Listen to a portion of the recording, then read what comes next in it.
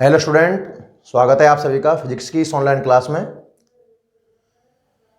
जैसा कि आपने पिछले लेक्चर में देखा था, हमने बात करी थी चैप्टर नंबर 1 विद्युत क्षेत्र और आवेश, जिसमें हमने बात करी थी कि आप जो आवेश है वो कौन कौन से क्षेत्र कब कब बनाएगा। स्थिर अवस्था में आवेश क्या बनाएगा? विद्युत क्षेत्र। और गतिशील अवस्था में आवेश क्या बनाएगा? विद्युत क्षेत्र और चुंबकीय क्षेत्र। इसके बाद मैंने बात करी थी स्थिर वैद्युतिकी की। भौतिक विज्ञान की वह शाखा है जिसमें स्थिर आवेश, इसके गुणों, इसके प्रभावों, इसके क्षेत्रों का अध्ययन किया जाता है। और फिर हमने बात करी थी आवेशन की, कि आप किसी वस्तु को आवेशित कैसे कर सकते हो। तो उसका जवाब था इलेक्ट्रॉनों की संख्या को चेंज करके। इलेक्ट्रॉन बढ़ जाएंगे तो ऋणात्मक, घट जाएंगे तो धनात्मक। और जो आवेशन की प्रक्रिया है, इसमें वस्तु का द्रव्यमान भी परिवर्तित होता है। हालांकि ये परिवर्तन बहुत कम होता है, क्योंकि इलेक्ट्रॉन का द्रव्यमान बहुत कम होता है, इस वजह से ना। आज अब क्लास स्टार्ट करते हैं हम, और आज की हेडिंग रहेगी हमारी कौन सी? आवेशन की विधियां। देखिए भाई ध्यान से, आज की जो हेडिंग है उसका नाम है आवेशन की विधियां। और समझना आप ध्यान से, आप बोर्ड पे ना,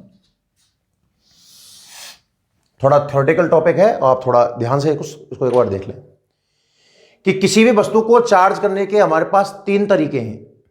किसी वस्तु को चार्ज करने के कितने तरीके हैं? 3। तरीका नंबर 1 सुनना आप। कुछ विशेष युग्म तैयार किए गए, जैसे मैं कांच की छड़ की बात करता हूं। कांच की छड़ ले लें हम, और कांच की छड़ को हम रगड़ें रेशमी कपड़े पर। कांच की छड़ को कहां रगड़ें? रेशमी कपड़े पर। सुनना बहुत ध्यान से, और आपको कुछ अच्छा समझ में भी आएगा, ठीक है ना। थोड़ी देर के लिए कांच और रेशम को छोड़ दो। आप तो यूं समझो कि कोई वस्तु है मेरे पास में ए, और एक दूसरी वस्तु है मेरे पास में, क्या नाम है इसका? बी। क्लियर है? 2 अलग अलग वस्तुएं हैं। कौन कौन सी? ए और बी। इसके अंदर नाविक रहा होगा, और यहां पर इसका कोई इलेक्ट्रॉन मान लीजिए, ठीक है। इलेक्ट्रॉन और नाविक के बीच में कौन सा बल लग रहा होगा? आकर्षण बल लग रहा होगा। दूसरी वस्तु में भी यहां नाविक है और यहां पर इसका इलेक्ट्रॉन है, और इनके बीच भी क्या, कौन सा बल लग रहा होगा? आकर्षण बल लग रहा होगा, इलेक्ट्रॉन और नाविक के बीच में, ठीक है। आपने 2 वस्तुओं को रगड़ा। जब आप 2 वस्तुओं को रगड़ोगे, एक टर्म पढ़ोगे आप आगे, जब प्रकाश की वाले चैप्टर पढ़ोगे, कार्यफलन। क्या नाम पढ़ोगे बच्चों? कार्यफलन। तो कार्यफलन यह कहता है कि ये इलेक्ट्रॉन क्या इस नाविक से बंधा हुआ है क्या? अरे हां या ना? मैं चाहूं तो इस इलेक्ट्रॉन को बाहर निकाल सकता हूं, पर इस इलेक्ट्रॉन को बाहर निकालने के लिए मुझे एक फिक्स मान की ऊर्जा प्रोवाइड करानी पड़ेगी। अगर जो भी इसका फिक्स मान रहेगा वो डिपेंड करेगा धातु सतह पर। अपन कार्यफलन पढ़ेंगे, इस बात को तब समझेंगे। अगर मुझे इस इलेक्ट्रॉन को बाहर निकालना है तो एक फिक्स मान की ऊर्जा इसे देनी होगी। जब फिक्स मान की ऊर्जा जब मैं इसे दे दूंगा तो ये इलेक्ट्रॉन कहां आ जाएगा? इस धातु से कहां पृथक हो जाएगा? बाहर आ जाएगा।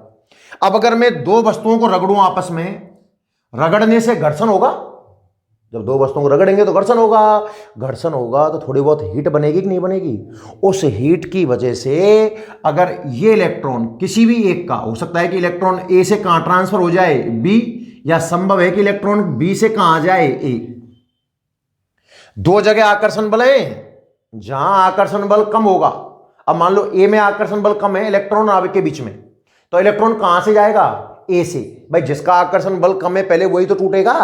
अगर ए में आकर्षण बल 3 न्यूटन है, बी में आकर्षण बल 5 न्यूटन है, तो पहले ए टूटेगा ना। तो ए का इलेक्ट्रॉन कहां चला जाएगा? बी पर।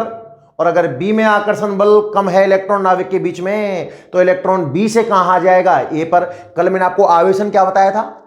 आवेशन का मतलब क्या बताया था? इलेक्ट्रॉन का कम या ज्यादा होना। इलेक्ट्रॉन का कम या ज्यादा होना। तो जब मैं 2 वस्तुओं को आपस में रगड़ूंगा, जब 2 वस्तुओं को आपस में रगड़ा जाता है तो घर्षण के कारण कुछ इलेक्ट्रॉन एक वस्तु से कहां ट्रांसफर हो जाते हैं? दूसरी वस्तु पर स्थानांतरित हो जाते हैं। जिस वस्तु से इलेक्ट्रॉन जाएंगे वहां कौन सा आवेश आएगा? भाई मान लो इलेक्ट्रॉन ए से कहां जा रहा है? बी। तो बताइए जिस वस्तु से इलेक्ट्रॉन जा रहा है तो तो वहां तो इलेक्ट्रॉन की कमी हो रही होगी, तो वहां तो कौन सा आवेश आएगा, पॉजिटिव, सीधी सी बात है। और जिस पर इलेक्ट्रॉन जा रहा है वहां कौन सा आएगा, नेगेटिव। घर्षण की कुछ थीम बनी दिमाग में, घर्षण में क्या करना होगा आपको बताओ एक बार देख, घर्षण में क्या करना होगा आपको, हम दो वस्तुएं लेंगे, क्या लेंगे, दो वस्तुएं लेंगे, उन दोनों वस्तुओं को आपस में रगड़ेंगे, घर्षण के कारण कुछ इलेक्ट्रॉन एक वस्तु से दूसरी वस्तु पर स्थानांतरित हो जाएंगे। इस प्रकार का जो आवेशन है वो कहलाएगा घर्षण द्वारा आवेशन। आपने कई बार करके देखा होगा, आप एक गुब्बारा लें, गुब्बारा, बहुत प्रैक्टिकल एग्जाम में आप घर में कर सकते हो आराम से, गुब्बारा लें और अपने बालों पर रगड़ें, सूखे बाल होने चाहिए, बालों में तेल लगा होगा तो ये घर्षण कम होगा, तो फिर वो इफेक्टिव नहीं रहेगा। गुब्बारा लें, उसको अपने बालों पर रगड़ें और आप उसको दीवार पर चिपकाओगे तो आपने देखा होगा कुछ क्षण के लिए वो दीवार पर चिपक जाता है, कुछ क्षण के लिए वो दीवार पर चिपक जाता है। और इसके एग्जांपल समझाऊंगा मैं आपको। आप सूखा कंगा लीजिए, कंगा, उसे अपने बालों पर रगड़िए। देखो बहुत सरल एग्जांपल है, आप घर जरूर करके देखना। एक कंगा लें, प्लास्टिक की कोई भी छड़ ले लें, मेरे कहने का मतलब ये हुआ, आप उसको बालों पर रगड़ें, एक सतह पर आप छोटे छोटे कागज के तिनके डाल लें, कागज जो होता है ना छोटे छोटे टुकड़े करके डाल लें, घास के तिनके डाल लें, थर्माकोल की जो गोलियां आती हैं ना वो डाल लें। तो आप जब उसको रगड़ करके इनके पास लेके जाओगे तो देखेंगे कि वो उसमें चिपक जाती हैं, घास के तिनके, कागज के टुकड़े उस वस्तु के अंदर चिपक जाते हैं। इस प्रकार का आवेशन कहलाता है घर्षण द्वारा आवेशन। आपको बहुत ज़्यादा डीपली जाने की ऐसी कोई खास आवश्यकता नहीं है, मुझे यह समझाना था कि आवेशन की विधियां कौन कौन सी हैं, आप वस्तु को किन किन तरीकों से चार्ज कर सकते हो। तो पहला तरीका कौन सा है, घर्षण द्वारा आवेशन। नाम से क्लियर हो गया होगा शायद, घर्षण में क्या करना है, रगड़ना है। घर्षण क्या करना है, रगड़ना है। दो वस्तुओं को रगड़ूंगा तो इलेक्ट्रॉन किसी एक वस्तु से दूसरी वस्तु पर चले जाएंगे। अब बताओ किस वस्तु से किस पर जाएंगे, जहां आकर्षण बल कम होगा वहां से अधिक आकर्षण बल की ओर इलेक्ट्रॉन मूव कर जाएगा। क्लियर है। तो कुछ विशेष जोड़े हैं। अब आपको सब चौक को बालों पर रगड़ो और बताओ इसमें घर्षण आया क्या, तो ऐसा नहीं आएगा। कुछ विशेष जोड़े सेट किए गए, इसलिए मैं आपको लिखा रहा हूं कि कांच की छड़ को कहां रगड़ें, रेशमी कपड़े पर। एक रेशम का कपड़ा लें, उस पर मैं कांच की छड़ को रगड़ूं। अच्छा, मैं पहला जो कॉलम बना रहा हूं आपकी सहायता के लिए, ये तो हो जाएगा पॉजिटिव, इसी तरीके से मैंने सेट किया हुआ है इसको। और दूसरा कॉलम क्या हो जाएगा, नेगेटिव। तो आप बताइए कि इलेक्ट्रॉन कहां से कहां गया होगा।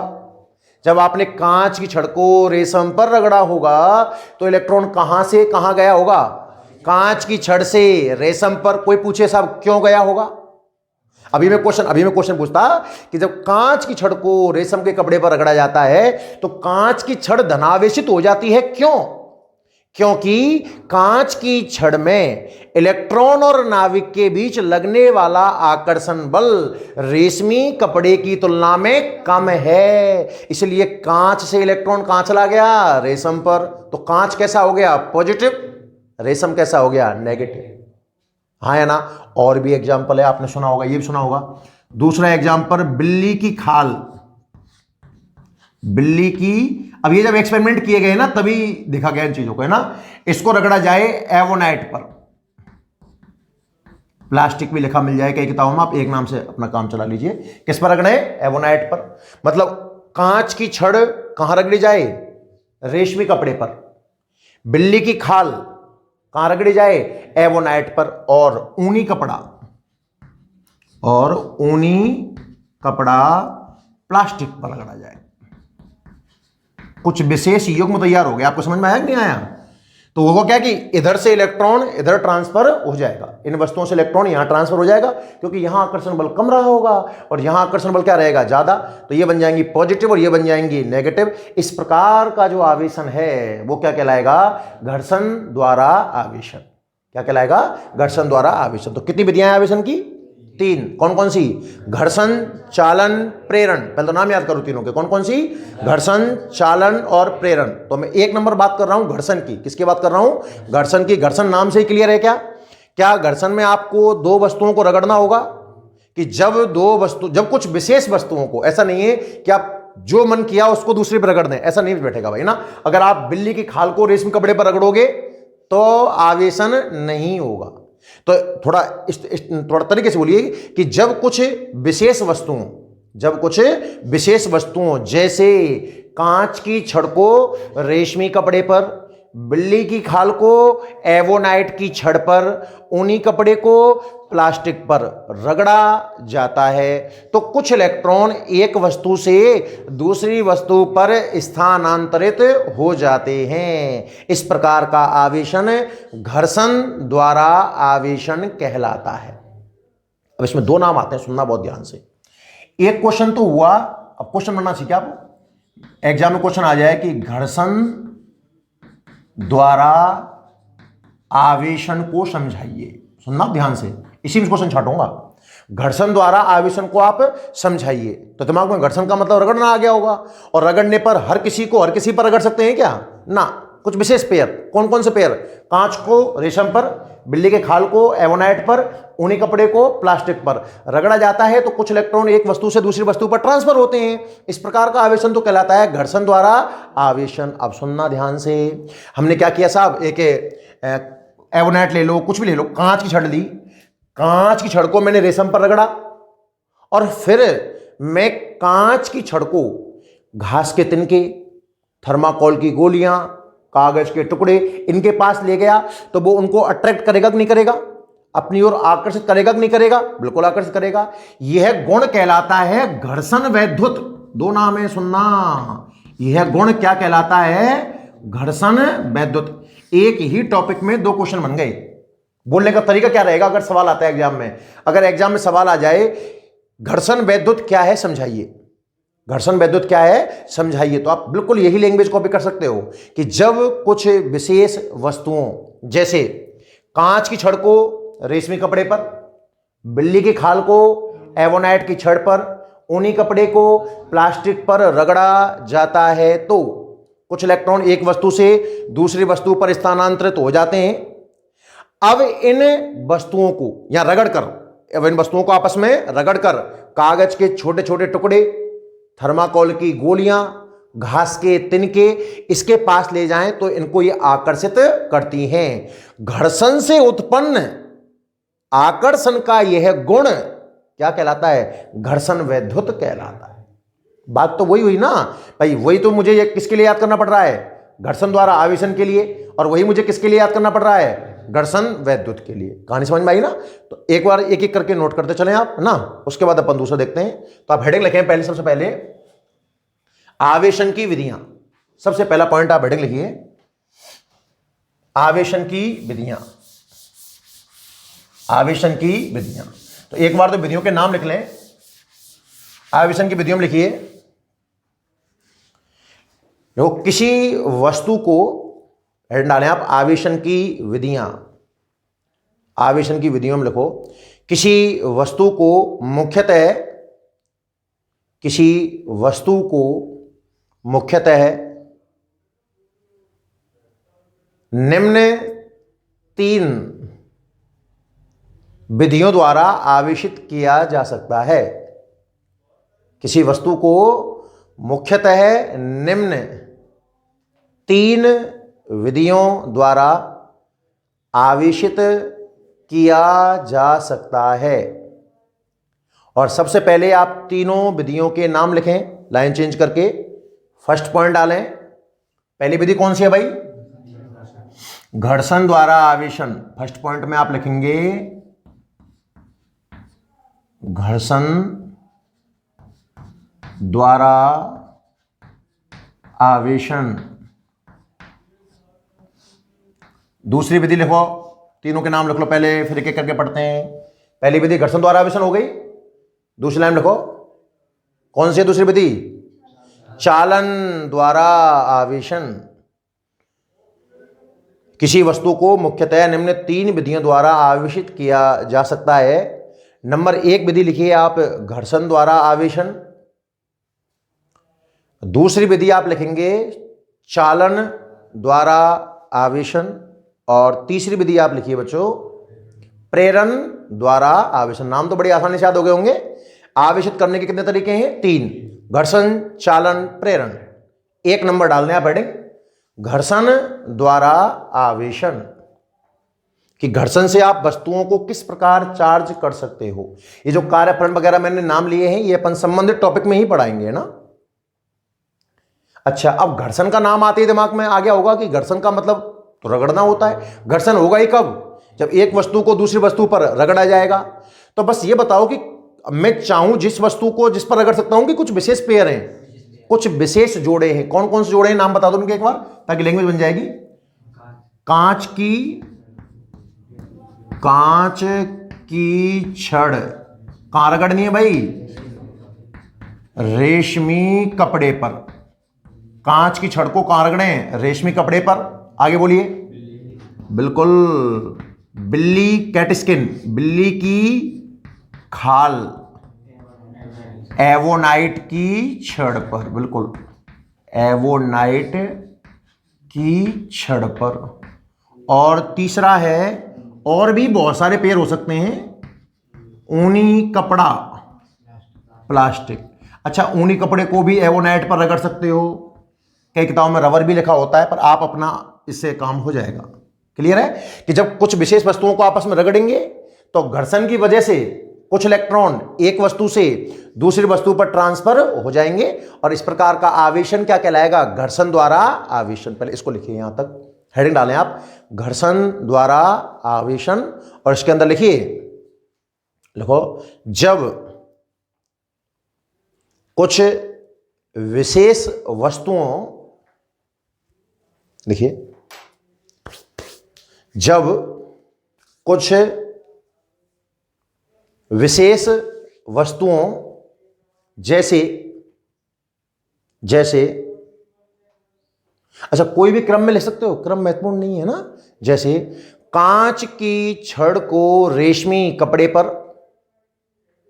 जब कुछ विशेष वस्तुओं जैसे कांच की छड़ को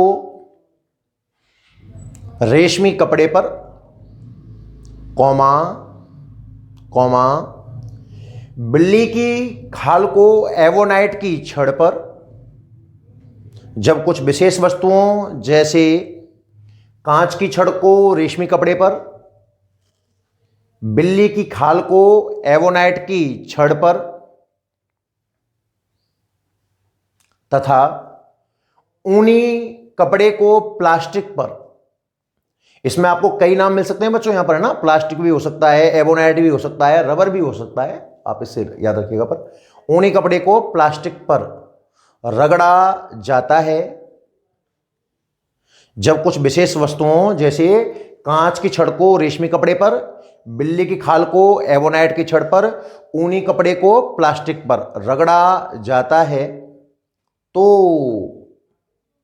घर्षण के कारण रगड़ा जाता है। तो घर्षण के कारण एक्चुअल पता है ना आपको क्या हुआ होगा? घर्षण हुआ होगा, कुछ एनर्जी बनी होगी, वो एनर्जी कार्य फलन के रूप में गई होगी, और जिस जगह पर आकर्षण बल कम रहा होगा वहां से इलेक्ट्रॉन ट्रांसफर होगा। कहां? जिधर आकर्षण बल क्या रहा होगा? ज्यादा। इसका मतलब इस कॉलम में आकर्षण बल कम है और इस कॉलम में आकर्षण बल कैसा है? ज्यादा। तो जब कुछ विशेष वस्तुओं को आपस में रगड़ा जाता है, देखिए, तो घर्षण के कारण कुछ इलेक्ट्रॉन, तो घर्षण के कारण कुछ इलेक्ट्रॉन एक वस्तु से दूसरी वस्तु पर स्थानांतरित हो जाते हैं। कुछ इलेक्ट्रॉन एक वस्तु से दूसरी वस्तु पर स्थानांतरित हो जाते हैं।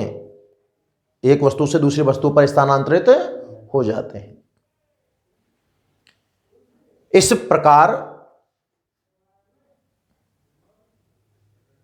का आवेशन, इस प्रकार का आवेशन, भाई इलेक्ट्रॉन ट्रांसफर हो गए ना। आवेशन का मतलब क्या है? इलेक्ट्रॉन का ट्रांसफर होना, और आपने इलेक्ट्रॉन ट्रांसफर करवा दिए। अब घर्षण से करवाए, इसलिए इस आवेशन को क्या नाम दिया मैंने? घर्षण द्वारा आवेशन। लिख दो, इस प्रकार का आवेशन घर्षण द्वारा आवेशन कहलाता है। इस प्रकार का आवेशन घर्षण द्वारा आवेशन कहलाता है।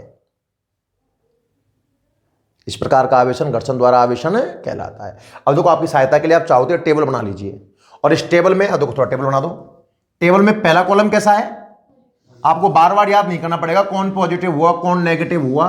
तो ऐसा टेबल बना करके बना देंगे, थोड़ा हाँ बना देंगे ना ऐसे। ऊपर लिख दे, इस कॉलम में क्या लिखना आप, पॉजिटिव, और इस कॉलम में क्या लिखना आप, नेगेटिव। अच्छा जवाब देखो, बहुत सारे क्वेश्चन बन सकते हैं, मैं चाहूं तो आज का पूरा लेक्चर है ना इसके ऊपर निकाल सकता हूं, क्वेश्चन बनाऊं कैसे। पहले तो पूछूं कि जब कांच को रेशम पर रगड़ा गया, बताओ कौन पॉजिटिव कौन नेगेटिव। जवाब आएगा साहब कांच पॉजिटिव और रेशम नेगेटिव। क्यों पॉजिटिव? दूसरा क्वेश्चन कि जब कांच को रेशम पर रगड़ा तो कांच पॉजिटिव क्यों हो जाता है, तो आपका जवाब क्या होगा, क्योंकि कांच के अंदर इलेक्ट्रॉन नाभिक आकर्षण बल का मान रेशम की तुलना में कम होता है, इसलिए इलेक्ट्रॉन कांच से रेशम पर ट्रांसफर हुआ, और तो कांच बन गया पॉजिटिव, रेशम बन गया नेगेटिव। तो ऐसे क्वेश्चन इसके बारे में, ऐसे क्वेश्चन इसके बारे में आप बना सकते हो आराम से। तो ये टेबल बना लीजिए आप जल्दी से, ऐसा करो। ऐसी कैसी, इससे आपको युग्म भी याद हो जाएंगे, कई फायदे हैं इस टेबल के। बनाओ आराम, सुनाओ।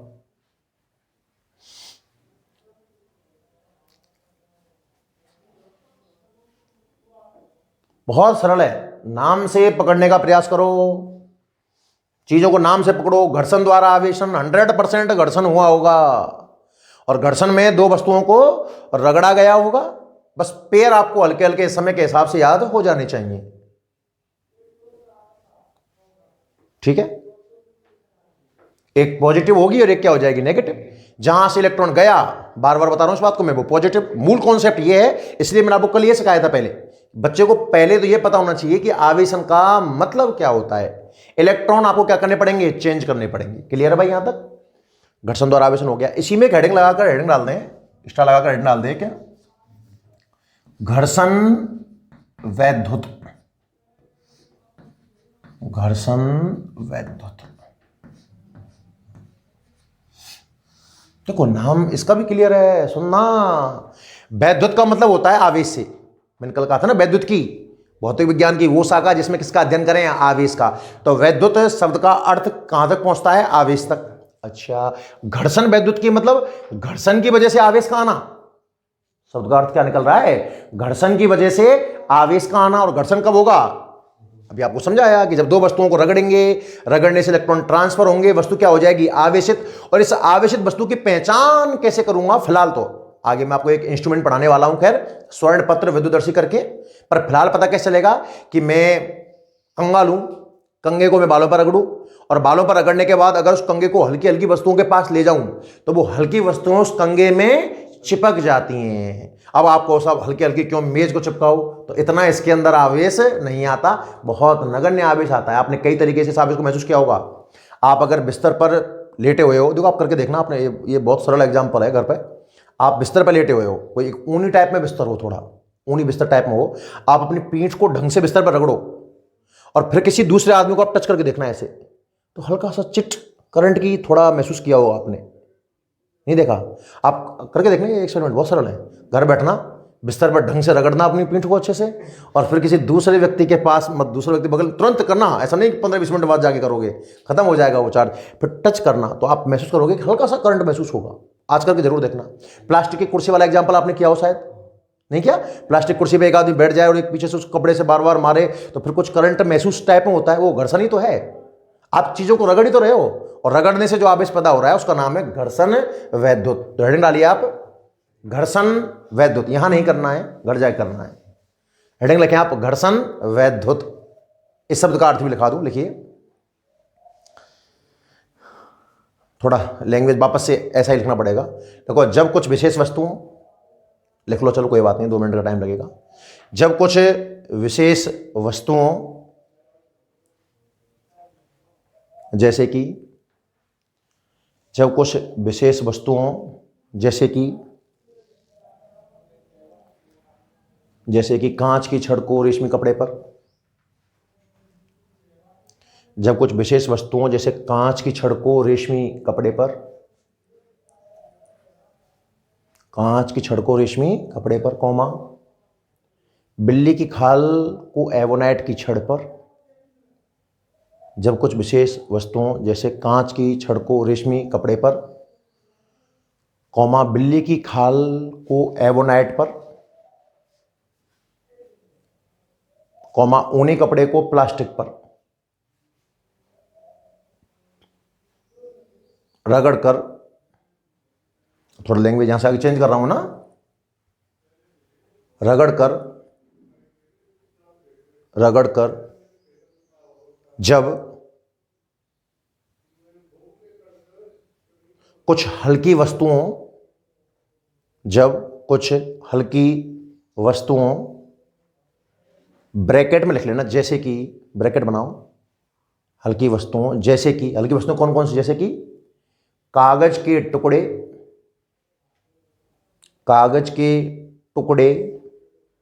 कॉमा घास के तिनके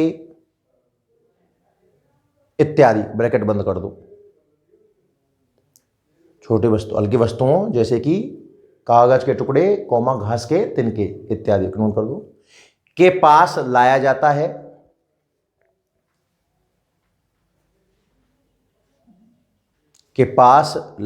है, जब कुछ विशेष वस्तुओं को आपस में रगड़कर हल्की वस्तुओं के पास लाया जाता है तो यह हल्की वस्तुओं को आकर्षित करता है।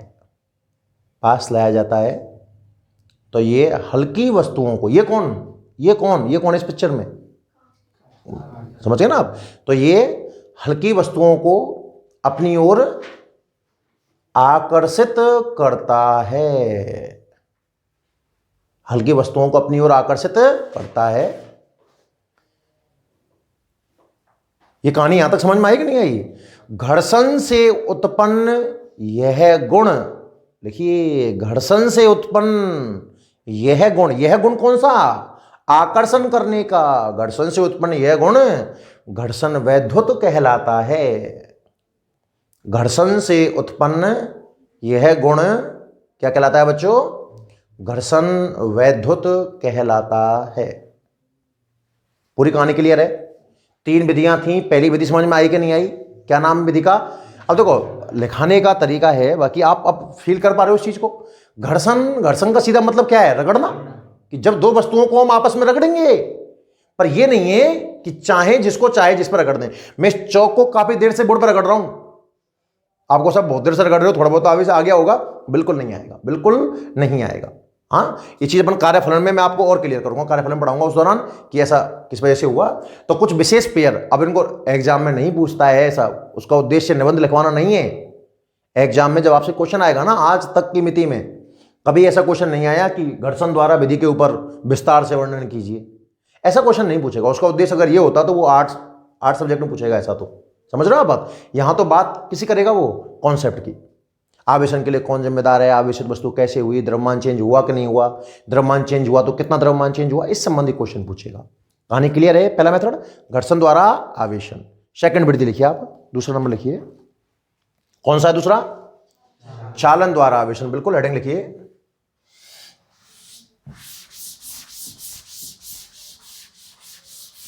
घर्षण द्वारा आवेशन। और 2 नंबर में लिखें आप बच्चों, और समझें ध्यान से बोर्ड पर अच्छे से। 2 नंबर चालन द्वारा आवेशन। समझिए, देखिए ये चालन नाम आप संधारित्र वाले पोर्शन में भी पढ़ोगे। चालन का सीधा सा अर्थ है, चालन करने के लिए कम से कम 2 वस्तुएं चाहिए। पहली बात तो देखो, चालन शब्द का अर्थ है चलकर जाना एक तरीके से, और चलकर जाने के लिए रास्ता चाहिए। क्या चाहिए? रास्ता। हम 2 वस्तुएं लें, एक तो ए और दूसरी कौन सी है? बी। कंडीशन सुनना चालन की, एक ही लाइन मोस्ट इंपॉर्टेंट है, इसमें बहुत विशेष चीज है नहीं है वैसे, क्योंकि अभी तक आपने व्यव वगैरह इनके नाम जाने भी नहीं है, तो किस तरह से गति होगी वो तो अपन समझेंगे। 2 वस्तुएं हैं ए और बी। हर वस्तु पर जब आवेश होता है तो एक टर्म पढ़ेंगे अपन अभी आने वाले अगले चैप्टर में, विभव। क्या पढ़ेंगे? विभव। तो हर वस्तु का अपना एक विभव होता है। विभव का प्रतीक है V। अब चूंकि ए का विभव है तो क्या नाम दूं इसको मैं? V। और ये V का विभव है इसलिए क्या नाम दूं इसको मैं? VV। 2 वस्तुएं ली साहब हमने, कौन कौन सी? ए और बी। चालन हो अगर ए और बी के बीच में, तो मोस्ट इंपॉर्टेंट बात है कि ए का विभव और बी का विभव बराबर नहीं होना चाहिए। याद रख पाओगे इस लाइन को आप? अरे हाँ या ना? मैं आगे ये बात सिद्ध कर दूंगा कि अगर दोनों का विभव समान हुआ तो आवेश गति नहीं करेगा। मेरी बातों को दोबारा ध्यान सुनना। आपने दो वस्तुएं ली, कौन कौन सी? ए और बी। ए का विभव कितना है? वी ए, और बी का विभव कितना है? वी वी। अगर आपको ए और बी के बीच में क्या करवाना है? चालन। क्या करवाना है? चालन। तो चालन के लिए आवश्यक कंडीशन है कि दोनों वस्तुओं के विभव कैसे होने चाहिए? अलग अलग। आप इस बात को ये समझें, मैं आपको एक दूसरा एग्जांपल समझाता हूं। मेरे पास दो टंकियां हैं बच्चों। पहली टंकी खूब चौड़ी है, ये वाली, और दूसरी टंकी कुछ सुकड़ी मान लीजिए आप, इस तरीके से। अरे हाँ या ना? इसमें वाटर लेवल यहां तक है और इसमें वाटर लेवल और ऊपर तक है, ऐसा कुछ मानिए आप। अरे हाँ या ना? अब मैं इन दोनों को एक नली से अगर मैं जॉइंट कर दूं, नली से अगर मैं, पानी की मात्रा कहां ज्यादा है? पानी की मात्रा कौन सी टंकी में ज्यादा है? ए में। आपको दिख रहा है चौड़ी है तो बहुत ज्यादा पानी रहा होगा, और मात्रा किस में कम है? बी में। पर तल किसका ज्यादा ऊंचा है? बी का। अगर मैं इस कंडीशन में इन दोनों टंकियों को ज्वाइंट कर दूं तो इनमें पानी का फ्लो होगा कि नहीं होगा? होगा। कहां से कहां होगा? ए से बी के बी से ए? बी से ए। कहां होगा भाई? बी से ए होगा। क्यों? क्योंकि तल ज्यादा है, पानी तो यहां ज्यादा है। पानी से मतलब नहीं है आवेश की मात्रा कहां ज्यादा है, इस बात से मतलब नहीं है। मतलब किस चीज से है? विभव से। किससे है? यहां तल की संज्ञा दे रहा हूं मैं विभव को। हाँ या ना? जब दो टंकियों को आपने जोड़ा तो पानी का आदान प्रदान किधर से किधर हुआ? उच्च प्रेशर बोल दो या तल बोल दो, जिसका तल ज्यादा है वहां से कम तल वाले की ओर होगा। और कब तक होगा? जब तक कि दोनों में पानी की मात्रा बराबर ना हो जाए, कि तल बराबर ना हो जाए। तल, पानी की मात्रा बराबर भी हो सकती है, अलग अलग भी हो सकती है, कुछ कमेंट नहीं कर सकते, वो डिपेंड करेगा आकार कैसा है। अरे मेरी बातों को आप समझ पा रहे हो नहीं समझ पा रहे हो? एक कहानी थी बस सुनाने के लिए। आप तो यहां आ जाओ। चालन के लिए आवश्यक कंडीशन कौन से? पहले तो ये बताओ। अगर मैं दो वस्तुओं ए और बी में चालन करवाना चाहता हूं तो चालन के लिए आवश्यक कंडीशन क्या है? उनके विभव अलग अलग होने चाहिए। स्टार्टिंग ही यहीं से करता हूं कि जब अलग अलग विभव वाली वस्तुओं को, जब अलग अलग विभव वाली वस्तुओं को क्या चालन के लिए जॉइंट करना पड़ेगा? अरे दो टंकी अलग अलग रखी हुई है, पाइपलाइन से मत जोड़, पानी का फ्लो हो जाएगा क्या? संभव ही नहीं है। जब अलग अलग विभव वाली वस्तुओं को या तो मैं आपस में टच करा दूं या एक चालक तार से जोड़ दें, कुछ भी कह दो। जब अलग अलग विभव वाली वस्तुओं को, आप तो ये कहो, संपर्क में लाया जाता है। क्या कहेंगे बच्चों? जब अलग अलग विभव वाली वस्तुओं को संपर्क में लाया जाता है तो आवेश का प्रवाह कब तक होगा? आवेश बराबर ना हो जाए कि विभव बराबर ना हो जाए? विभव। याद रखना, क्या आवेश तो अलग अलग हो सकता है, आकार पर डिपेंड करेगा। जिसका आकार ज्यादा है उसका आवेश क्या होगा? ज्यादा। जिसका आकार कम है उसका आवेश क्या होगा? कम। पर विभव लास्ट में क्या हो जाना है? बराबर। तो विभव बराबर होने के लिए आवेश का आदान प्रदान होगा। ये हो गया। क्या नाम हो गया इस विधि का? चालन द्वारा आवेशन। क्योंकि इसमें जो इलेक्ट्रॉन ट्रांसफर हुआ वो किसकी वजह से हुआ? चालन की वजह से। पहली वाली विधि में इलेक्ट्रॉन ट्रांसफर किस लिए हुआ था? घर्षण की वजह से। तो क्या नाम हो गया उसका? घर्षण द्वारा आवेशन। और इस विधि में इलेक्ट्रॉन ट्रांसफर क्यों होगा? चालन की वजह से। तो क्या नाम बन जाएगा इसका? चालन द्वारा आवेशन। बात समझ में आई? लिखिए हेडिंग, हेडिंग डालें आप, चालन द्वारा आवेशन। हेडिंग लिखिए आप दूसरी, चालन द्वारा आवेशन। और लिखिए मेरे साथ साथ लिखना। देखो, जब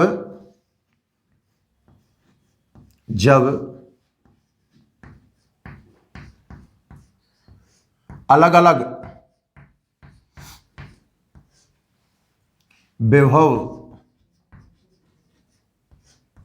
वाली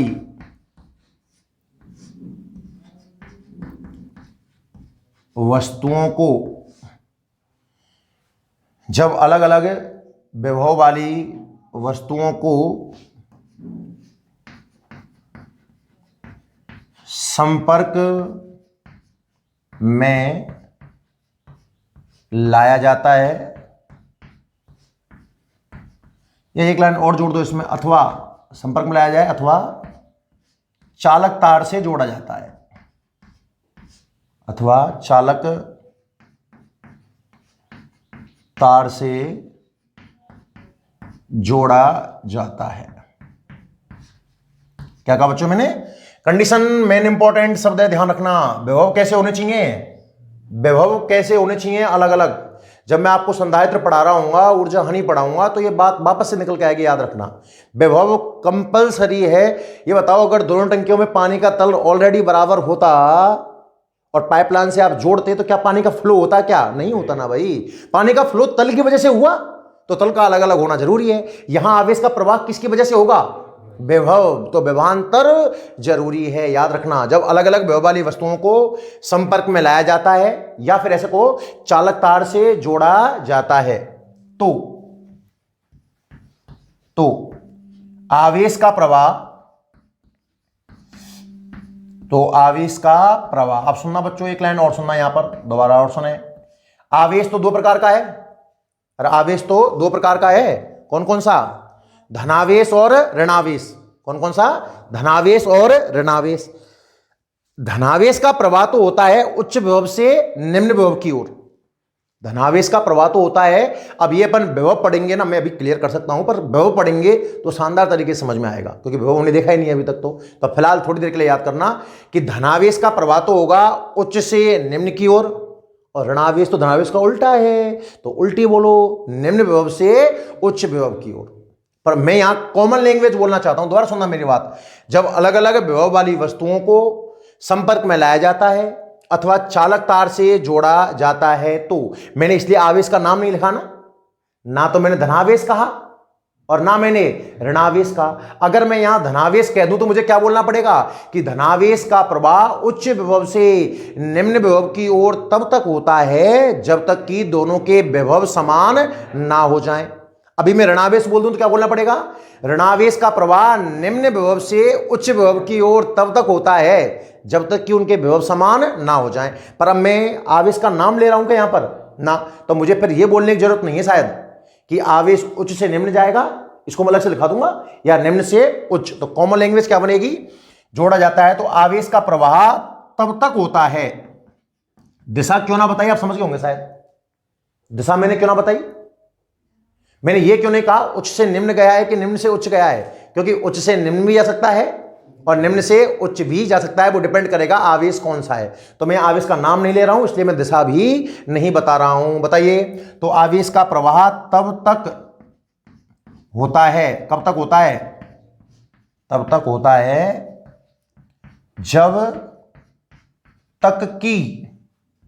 जब तक कि वस्तुओं के विभव, बोले करो, समान नहीं हो जाते। इस प्रकार का आवेशन, क्या कहलाता है बच्चों? चालन द्वारा आवेशन कहलाता है। अब आप सोच रहे होंगे, देखो सुनो, इसमें दो एक तीन डाउट आ सकते हैं आपको, मैं आपको थोड़ा सॉल्व करता हूं। अभी समझें। हेडिंग क्या थी? चालन द्वारा आवेशन। तो दिमाग को चालन के लिए बात बस की होगी कि वस्तुओं के विभव कैसे होने चाहिए? अलग अलग। पहली बात तो अलग अलग विभव वाली वस्तुओं को जोड़ते हैं तो आवेश का प्रवाह तब तक होता है जब तक कि उनके विभव समान ना हो जाए। क्लियर है बात यहां तक? अभी जैसे मैंने स्टेटमेंट बोला ना कि धनावेश का प्रवाह उच्च से निम्न होता है, ऋणावेश का प्रवाह निम्न से उच्च होता है, तो बहुत से बच्चे यहाँ सवाल पूछते हैं, सर आपने तो कहा था धनावेश मतलब प्रोटॉन का प्रवाह ही नहीं होता। मैंने कल की क्लास में क्या कहा था कि मैंने कब कहा है कि प्रोटॉन का प्रवाह हो रहा है? प्रोटॉन का मतलब धनावेश थोड़ी है। धनावेश का मतलब तो इलेक्ट्रॉनों की कमी है भाई। ये दिमाग में मत ले आना, ले आते हैं बच्चे, सर आपने कहा भी धनावेश का प्रवाह होगा, तो धनावेश का मतलब प्रोटॉन, सर तो प्रोटॉन का प्रवाह होगा, प्रोटॉन का प्रवाह होता नहीं। गलत है भैया। मैंने कब कहा है कि धनावेश का मतलब प्रोटॉन है? कहीं बोला है मैंने ऐसा? धनावेश का मतलब क्या है? इलेक्ट्रॉनों की कमी। प्रोटॉन का प्रवाह तो जीवन में होगा ही नहीं। खत्म करो इस कहानी को एक सेंटेंस के अंदर। प्रवाह हमेशा किसका होगा? इलेक्ट्रॉन का। वोल्टेज पढ़ाऊंगा उस दिन, ये सारी बातें वापस से लेके चलूंगा। देखो आपको दिखाऊंगा कि आप देखो इन दोनों के में कौन से आवेश का प्रवाह हुआ और कहां से कहां हुआ। वोल्टेज पढ़ेंगे उस दिन, ध्यान रखिएगा, है ना। ये कहानी क्लियर है? यहां तक नोट करो जल्दी से एक बार। क्लियर है? इसके नीचे स्टार लगाइए, नीचे स्टार लगाओ, नीचे 2-3 स्टार छोटे छोटे स्टार लगा के लिखिए चालन की प्रक्रिया में, स्टार लगाइए बच्चों, और स्टार लगा के लिखना चालन की प्रक्रिया में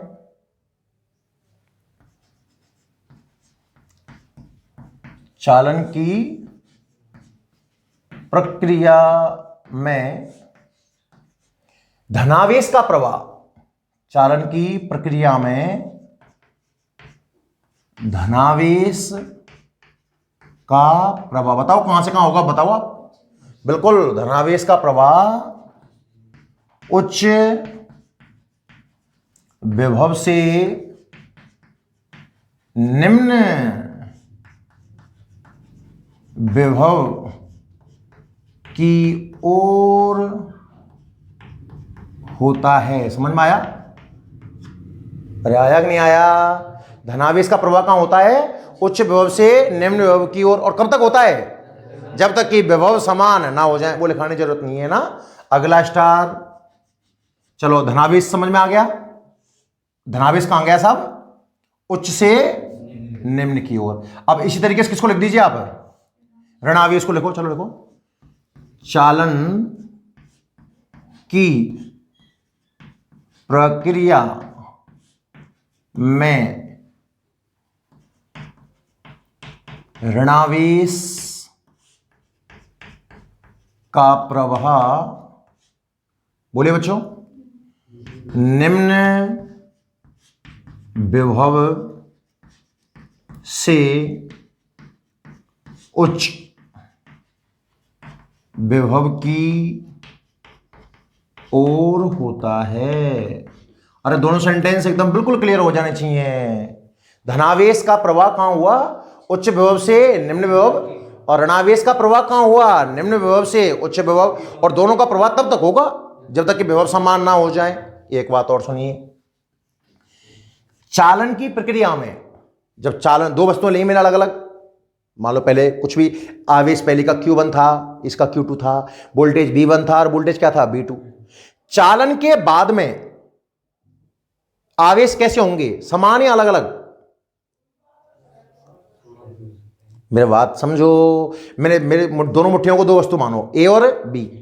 इसका आवेश Q1, इसका आवेश Q2, इसका वोल्टेज V1, इसका वोल्टेज V2। ये कब की कहानी है? चालन से पहले। कब की कहानी है? अभी डायग्राम से भी समझाऊंगा। चालन से पहले। अब मैं चालन के बाद की बात करता हूं अगर, तो आवेश के बारे में क्या कमेंट करोगे? और हो सकते हैं आप कंफर्म 100% कह सकते हो कि आवेश बराबर होंगे ना। अगर दोनों का आकार समान है, दोनों टंकियों का साइज एक जैसा होगा, तो गारंटी है कि पाइपलाइन से जोड़ने के बाद में पानी की मात्रा कैसी रहेगी? समान समान रहेगी।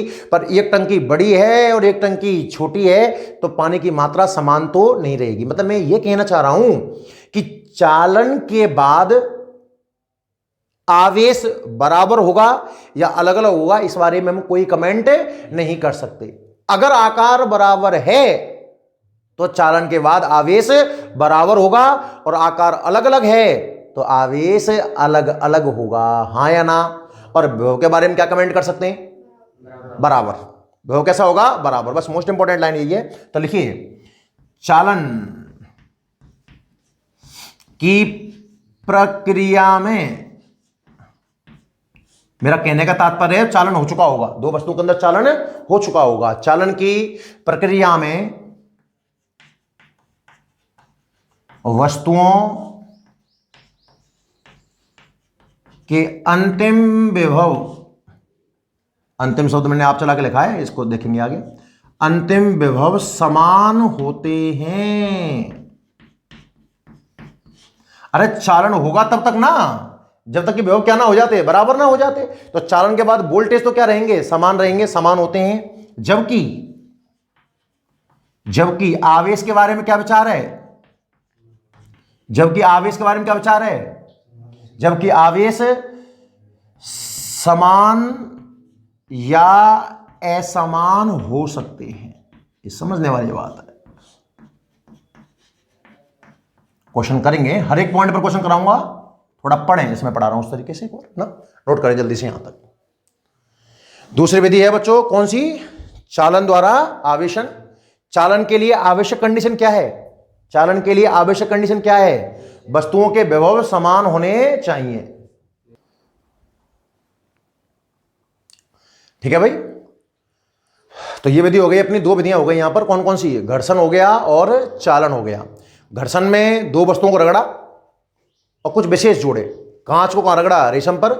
बिल्ली खाल को एवोनाइट पर, और ऊनी कपड़े को प्लास्टिक पर रगड़ा, तो कुछ इलेक्ट्रॉन एक वस्तु से दूसरी वस्तु पर ट्रांसफर हो गए। तो ये विधि कौन सी थी? घर्षण द्वारा आवेशन। और चालन का मतलब क्या है? अलग अलग वोल्टेज वाली वस्तुओं को जोड़ा तो आवेश का प्रवाह तब तक हुआ जब तक कि उनके वोल्टेज समान ना हो जाएं। धनावेश है तो उच्च विभव से निम्न विभव, ऋणावेश है तो निम्न विभव से उच्च विभव, और लास्ट में कंक्लूजन क्या निकला कि वोल्टेज तो क्या होगा? समान, और आवेश समान भी हो सकता है, अलग भी हो सकता है। अगर आकार बराबर हुए तो आवेश कैसा होगा? समान, और आकार अलग अलग हुआ तो आवेश भी कैसा होगा? अलग अलग। क्लियर है? तो ये हुआ अपना कौन सा? चालन द्वारा आवेशन। अच्छा, चालन से आप किसको आवेशित नहीं कर सकते? जिनके वोल्टेज बराबर हो। अगर दो वस्तुएं ए और बी, वोल्टेज पहले से बराबर है, तो बताओ चालन से क्या उनको आवेशित कर सकते हैं क्या? नहीं कर सकते साहब। तो पहली विधि घर्षण कंप्लीट हुई, दूसरी विधि चालन, और तीसरी सबसे मोस्ट इंपॉर्टेंट और जो सबसे अच्छी भी होती है भाई, कौन सी? प्रेरण। डालें हेडिंग आप, प्रेरण द्वारा आवेशन। हेडिंग लिखिए बच्चों, प्रेरण द्वारा आवेशन। समझते हैं इसको, है ना?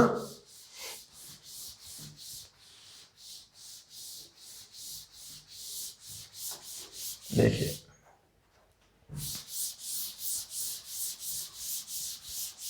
समझना, बहुत अच्छी कहानियां हैं, आपको काफी पसंद आएंगी शायद। नंबर तीसरी विधि है प्रेरण द्वारा आवेश। अब सुनो भाई ध्यान से, ये शब्द है इसमें प्रेरण। क्या नाम है? प्रेरण। प्रेरण शब्द बना है प्रेरणा से। हां, प्रेरणा कैसे दी जाती है? आप देखते होंगे साधु महात्मा दूर बैठे होते हैं और प्रवचन सुनाते रहते हैं, वो प्रेरणा है, दूर से।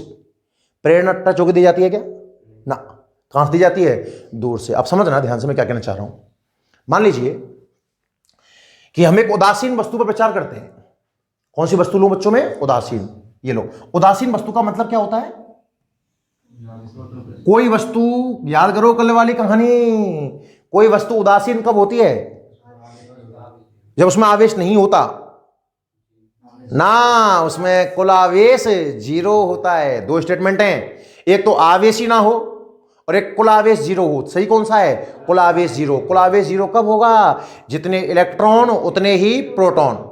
तो इसमें आप कुछ भी मान लो, इलेक्ट्रॉन को मैं सिंपल माइनस से रिप्रेजेंट करूंगा। यहां पर मैंने मान लिया कि इसके अंदर 3 इलेक्ट्रॉन है, कुछ भी समझने के लिए जो आपको अच्छा लग रहा है। माइनस का मतलब इलेक्ट्रॉन से है ना, और 3 ही इसके अंदर हमने क्या मान लिया साहब? प्रोटॉन। तो ये वस्तु कैसी है? उदासीन। लिख रहा हूं इसके आगे कि ये वस्तु साहब कैसी हो गई? उदासीन। कल का लेक्चर याद होगा तो कोई टेंशन ही नहीं है। अब इस तरीके से रोज के रोज काम आया करेंगे भाई अपने, तो है ना। उदासीन वस्तु को हमने रखा है कुचालक स्टैंड पर। किस पर रखा है? एक रीजन है इसका, कुचालक स्टैंड पर क्यों रखा है, सुनो ध्यान से। मान लीजिए कि इस वस्तु के अंदर आवेश है, मेरे बात समझना, इस वस्तु के अंदर क्या है? आवेश। और ये वस्तु मैंने हाथ से पकड़ रखी है, हाथ तो चालक है ना, तो आवेश इससे और मुझ में होकर कहां चला जाएगा? पृथ्वी के अंदर चला जाएगा। इसलिए इस वस्तु पर अगर आवेश है तो इसे मुझसे अलग करने के लिए बीच में कुछ कुचालक होना चाहिए कि नहीं होना चाहिए? होना चाहिए, तभी इस वस्तु पर आवेश रह पाएगा, अन्यथा वो आवेश प्रवाहित हो जाएगा। याद रखना बच्चों। तो सबसे पहले उदासीन वस्तु को कहां रखते हैं? स्टैंड कौन सा है ये? कुचालक स्टैंड। पहला स्टेप समझ में आया कि नहीं आया? अरे हाँ या ना? आवेशित करना है तो मैंने वस्तु कैसी ली है? उदासीन। उदासीन का मतलब आप समझ गए होंगे, जितना धनावेश होगा उतना ही क्या होगा? ऋणावेश। जितना प्लस होगा उतना ही क्या होगा? माइनस। और इस वस्तु को रखा है मैंने कुचालक स्टैंड पर। कुचालक स्टैंड पर क्यों रखा है?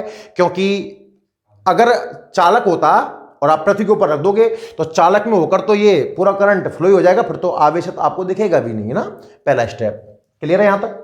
अब सुनो ध्यान से, प्लस और माइनस दो दोस्त हैं, बहुत मिलजुल के रह रहे हैं आराम से, कोई टेंशन नहीं इनके जीवन में। अब हम टेंशन लाना स्टार्ट करते हैं। सुनना,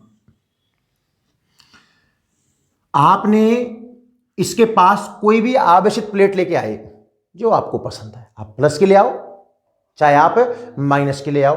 मैं माइनस की लेके आ गया, ये लो, ये प्लेट कैसी है साहब? माइनस की। हमने इसको कौन सी प्लेट दिखाई? माइनस की प्लेट दिखाई। क्या दिखाई? माइनस की। अब एक बात आप जानते होंगे, शायद पढ़ेंगे अपने चैप्टर में आगे, कि सजातीय प्रकृति के आवेश प्रतिकर्षित होते हैं और विजातीय प्रकृति के आवेश आकर्षित होते हैं, हाँ या ना? तो ये जो माइनस है, ये जो माइनस है, क्या पूरे प्लस को अपनी ओर खींचेगा? भाई इसमें प्लस भी है और इसमें क्या है? माइनस भी है। तो माइनस किसको आकर्षित करेगा? प्लस को। तो पूरा प्लस खिंच खिंच करके सतह पर आ जाएगा, हाँ या ना? और माइनस माइनस पर धक्का मारेगा तो क्या माइनस पूरा यहां चला जाएगा? अरे समझना, सबसे पहले स्टेप में क्या किया? उदासीन वस्तु को कुचालक स्टैंड पर रखा। स्टेप नंबर 1 में क्या किया आपने? पहला स्टेप हो गया ना, उदासीन वस्तु को कुचालक स्टैंड पर रखा। दूसरे चरण में क्या किया आपने? अब उदासीन वस्तु के पास क्या मैंने टच करा है? क्या नहीं, इसीलिए तो इसका नाम है प्रेरण। दूर से दिखा रहा हूं। अब इसको हमने क्या दिखाया? आवेशित प्लेट दिखाई। क्या दिखाई? आवेशित प्लेट दिखाई। बच्चों, आवेशित प्लेट दिखाने से क्या प्लस और माइनस अलग अलग हो गए? क्या वस्तु आवेशित हो गई? नहीं हुई, याद रखना। बहुत से बच्चों लग रहा है सब प्लस माइनस अलग अलग हो गए, आवेशित। अरे आवेशन का मतलब क्या है यार? अभी भी इसके अंदर 3 प्लस है और 3 माइनस है, कुल आवेश तो अभी भी 0 है। इस चीज का एक नाम है परावैद्युत पदार्थों का ध्रुवण। हाँ, पहले प्लस माइनस मिलजुल कर रह रहे थे, अब प्लस अलग आ गया, माइनस अलग आ गया, तो ये सिरा हो गया धनात्मक और ये सिरा हो गया ऋणात्मक। वस्तु तो अभी भी उदासीन ही है, ध्रुवता आ गई। क्या आ गई बच्चों? ध्रुवता। तो इस चीज का नाम होता है ध्रुवण। प्रकाश का ध्रुवण अलग होता है और वस्तुओं का ध्रुवण इसे कहते हैं पोलरिटी आ जाना। दिखा दूंगा लास्ट में। यहां तक कहानी समझ में आई कि नहीं आई? पहले स्टेप में क्या किया? उदासीन वस्तु को स्टैंड पर रखा। अब मैंने इसको माइनस दिखाया, मैं चाहता तो इसको प्लस दिखा देता, और प्लस दिखाने से क्या होता? माइनस आकर्षित और प्लस भाई साहब प्रतिकर्षित। अरे आया कि नहीं आया? ये कहानी ऐसी है, आपने एक पिक्चर देखी होगी वेलकम। देखिए वेलकम पिक्चर में 2 दोस्त होते हैं, नाना पाटेकर और अनिल कपूर होते हैं। क्या बहुत घनिष्ठ मित्रता होती है उन दोनों के अंदर। फिर जो अक्षय कुमार आता है, वो एक उनके बीच में एक हीरोइन लेके आता है कोई। अरे हाँ है ना? एक बार उस हीरोइन को बढ़िया पुराने दुराने कपड़े पहना करके लेके आता है, नाना पाटेकर को पसंद आ जाती है, तो नाना पाटेकर आकर्षित हो गया, अनिल कपूर प्रतिकर्षित हो गया। फिर दूसरी मॉडर्न बना के लाता है उसी लड़की को, एक बार अनिल कपूर आकर्षित हो जाता है, नाना पाटेकर प्रतिकर्षित हो जाता है। मतलब फूट पड़ गई एक तरीके से। पहले जो प्लस माइनस मिलजुल कर रह रहे थे, आवेशित प्लेट दिखाने की वजह से क्या प्लस और माइनस अलग अलग हो गए? अरे हाँ या ना? तो क्या वस्तु इस स्टेप में आवेशित हो गई? क्या नहीं हुई? नहीं हुई, ध्यान रखना। स्टेप नंबर 3 सुनना, थोड़ा छोटा कर दूं ताकि सारे डायग्राम आप समझ पाओ। अब हम क्या कर रहे हैं साहब? इतना डायग्राम तो हमारा बन चुका है। देखना, ये प्लेट कैसी है? माइनस, ये वस्तु, ये स्टैंड, यहां प्लस और यहां माइनस। अब हम इसे करते हैं भू संपर्कित। एक नाम आएगा यहां, भू संपर्कित। भू का मतलब पृथ्वी, पृथ्वी के संपर्क में लेके आते हैं। क्या लेके आते हैं? आपने देखा होगा गांव में अक्सर कि कभी कभार अपन सिंगल तार लगा लेते हैं और अर्थ बनाने के लिए जमीन में तार गाड़ देते हैं। देखा है ना? भू संपर्कित बोलते हैं इस चीज को। क्या बोलते हैं? भू संपर्कित। इसका प्रतीक सुनना ध्यान से। इसको भू संपर्क करना है तो यहां से एक तार लिया, ये बड़ा, इससे छोटा और ये इससे छोटा। ये प्रतीक है, याद रखना, स्टैंडर्ड है। किसका प्रतीक है ये? भू संपर्कित। इसका मतलब अब ये वस्तु पृथ्वी के संपर्क में आ चुकी है। बताओ, पृथ्वी चालक है कुचालक है? चालक। पृथ्वी आवेश ग्रहण करती है। सुनना ध्यान से, क्या ये प्लस इस माइनस के चक्कर में बंधा हुआ है? अरे प्लस माइनस को छोड़कर जाना चाहता है क्या? नहीं जाना चाहता भाई। पर क्या ये माइनस इस माइनस से दुखी है? बराबर नहीं समझ में आया रे आपको यार। पहले प्लस और माइनस मिलजुल कर रह रहे थे, आपने क्या दिखाया? माइनस, और माइनस देखते प्लस के मुंह में तो पानी आ गया।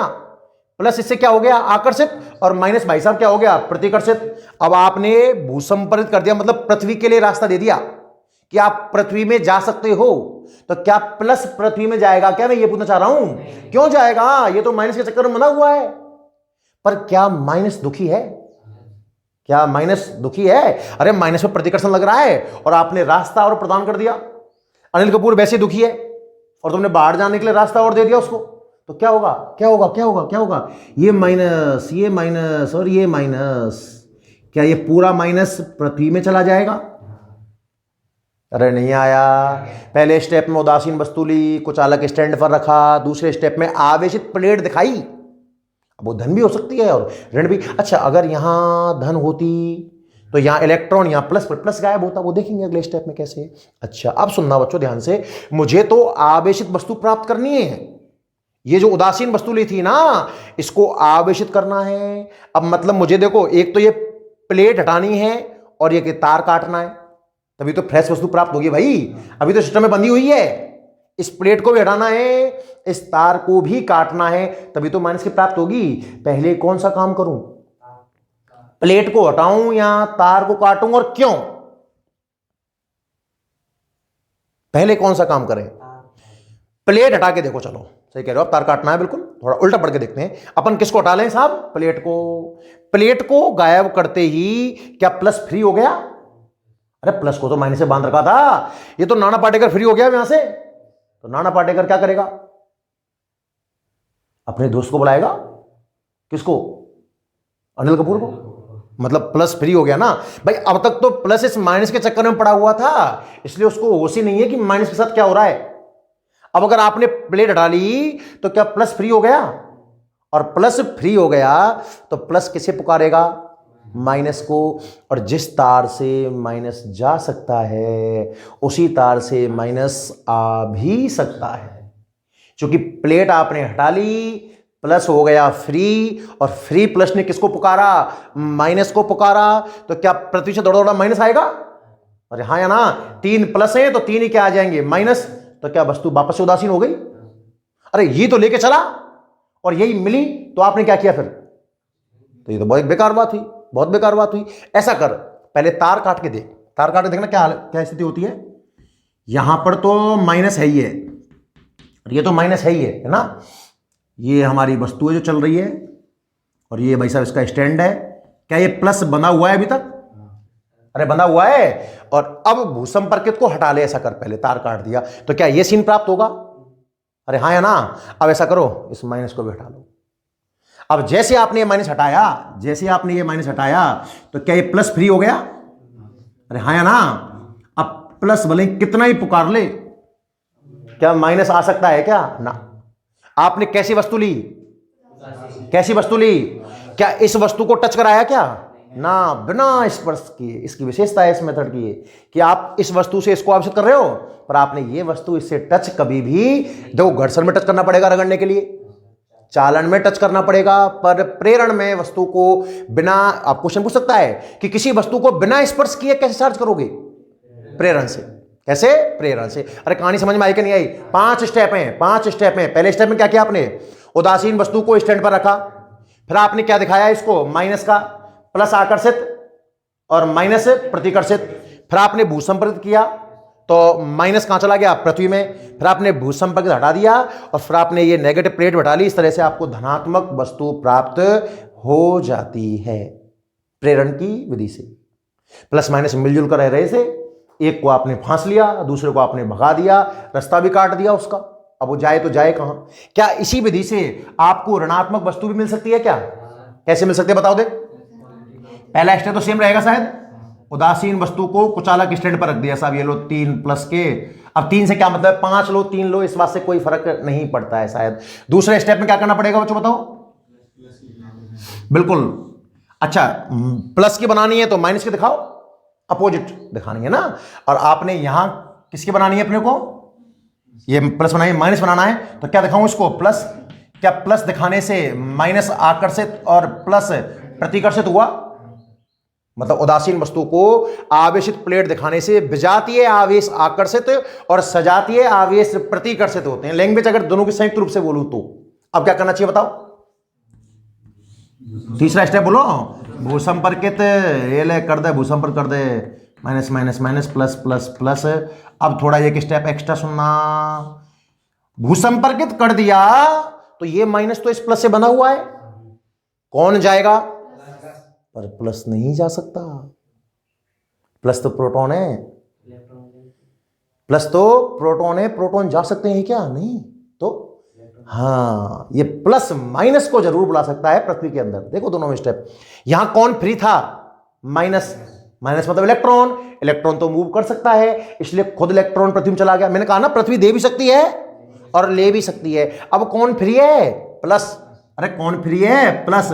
पर क्या प्लस इस तार में होकर पृथ्वी के अंदर जा सकता है क्या, कभी नहीं जाएगा। क्यों, क्योंकि प्लस को मैं रिप्रेजेंट कर रहा हूं प्रोटॉन से, अरे प्रोटॉन की जगह तो मैंने प्लस काम में लिया है, और प्रोटॉन तो साहब कभी गति करता ही नहीं है। तो भाई साहब अर्थ से 3 इलेक्ट्रॉन आए होंगे और इन 3 प्लस को खा जाएंगे, हाँ या ना।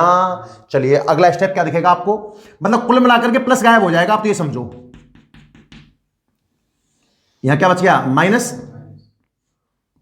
अरे हाँ या ना, भू संपर्कित को हटा दिया, इस प्लेट को भी हटा ले, तो क्या आपको प्रेरण की सहायता से ऋणात्मक वस्तु प्राप्त हो गई, अरे हाँ या ना। मैं प्रेरण से धनात्मक भी बना सकता हूं, मैं प्रेरण से ऋणात्मक भी बना सकता हूं, और मैं दोनों को एक साथ भी बना सकता हूं।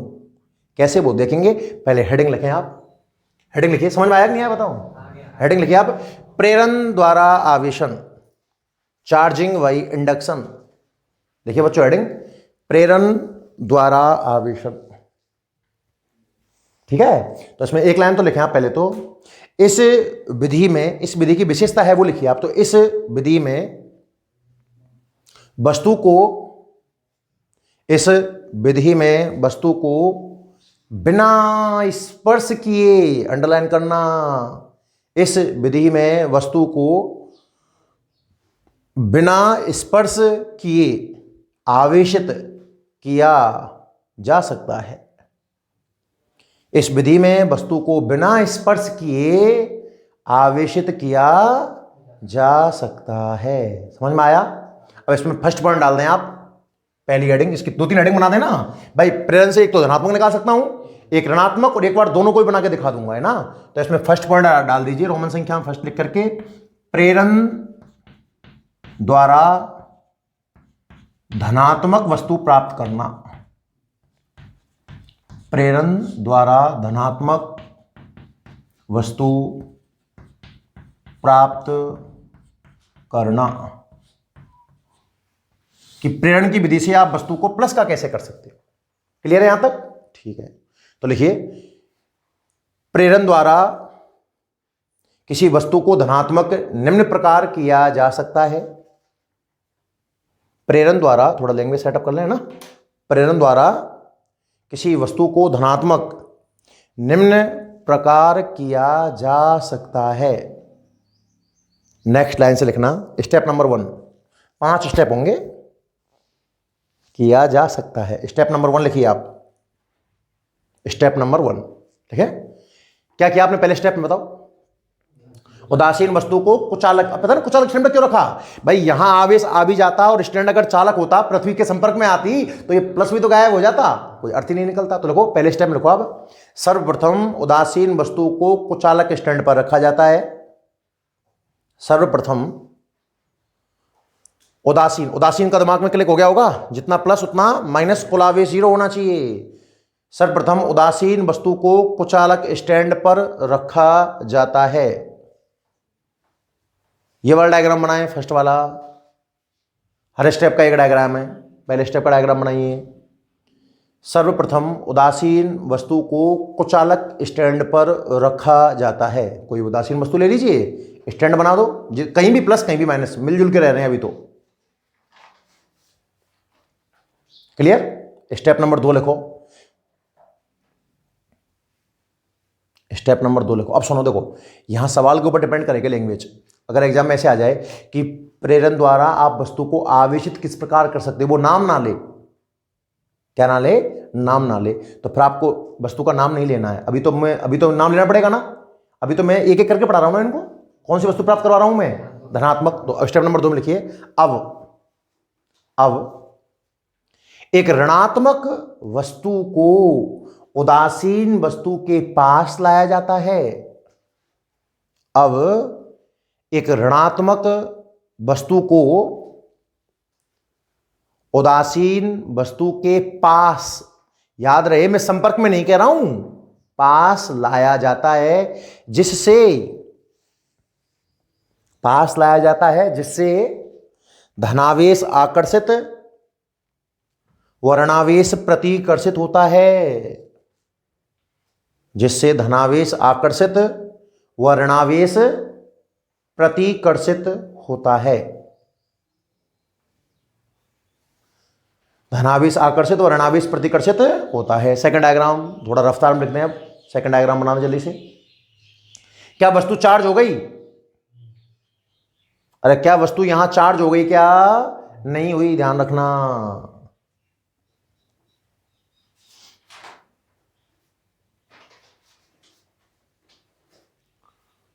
ठीक है भाई, यहां तक दो स्टेप समझ में आ गए ना। उदासीन वस्तु को स्टैंड पर रखा, अब मुझे धनात्मक निकालनी थी तो मैं इसके पास ऋणावेश लेके आया, ऋणावेश से धनावेश आकर्षित, ऋणावेश से प्रतिकर्षित हो गया। स्टेप नंबर 3 लिखें। स्टेप नंबर 3 लिखो। अब क्या बोलूं बताओ? उदासीन वस्तु को भूसंपर्कित किया जाता है। अब उदासीन वस्तु को भूसंपर्कित किया जाता है। अब उदासीन वस्तु को भूसंपर्कित मतलब पृथ्वी के संपर्क में लाया जाता है, भूसंपर्कित किया जाता है, जिससे, अब ये प्लस क्यों नहीं गया पता है ना आपको? ये तो माइनस के चक्कर में बना हुआ है। कौन फ्री था? माइनस बाहर जाना चाह रहा था, रास्ता और दे दिया, जिससे ऋणावेश पृथ्वी में चला जाता है। जिससे ऋणावेश पृथ्वी में चला जाता है। अब उदासीन वस्तु को भूसंपर्कित किया जाता है, जिससे ऋणावेश पृथ्वी में चला जाता है। डायग्राम बनाओ जल्दी से। डायग्राम बनाइए इसका। ऋणावेश पृथ्वी में चला जाता है।